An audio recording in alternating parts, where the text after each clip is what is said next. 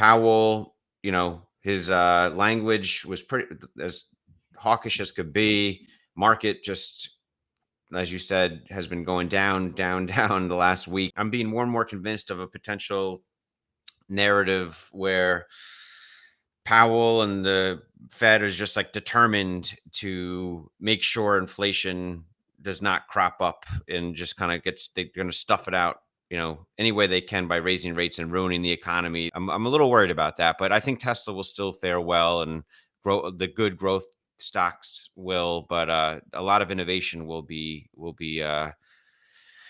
not happen with interest rates that high. I think we are going to have higher rates, going forward, but it's a question of, is it, 4%, or, does the Fed, lower rates? There's also a lot of signs that, the economy is really starting to slow down, which I think is frankly what the Fed's trying to do. I feel like the whole market's just like hanging on to every word or every tone of Powell going forward for a while now. I want to get back to a place where the market's stable and we can really just focus more on Tesla and not have to worry about, not be speaking a lot about the Fed.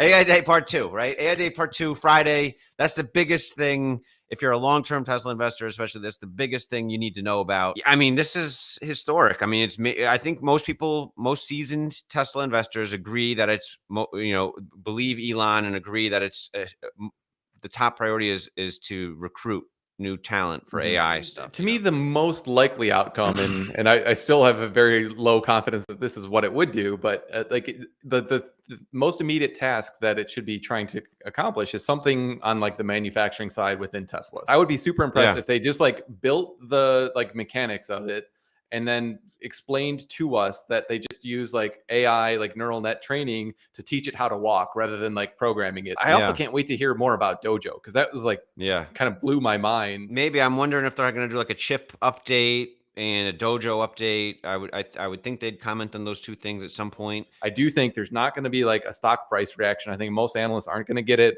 I think this is like a medium to long-term catalyst, not a short-term one. But I still could not be more excited to hear what they have to say. Rocket Lab Investor Day. First, I want to say ARK finally dipped their toe. Rocket Lab yesterday. Yay, Rocket Lab. What was your impressions of the Investor Day for Rocket Lab? They've just said like, listen, we're achieving this plan. Like, we're on the path. We've been very successful, and we're just kind of chugging along. I really love the financial discipline of them. Their technology is very well proven. It's becoming more and more clear that what Rocket Lab has done is pretty phenomenal. SpaceX is the leader by far, but if SpaceX did not exist, Rocket Lab would be the leader.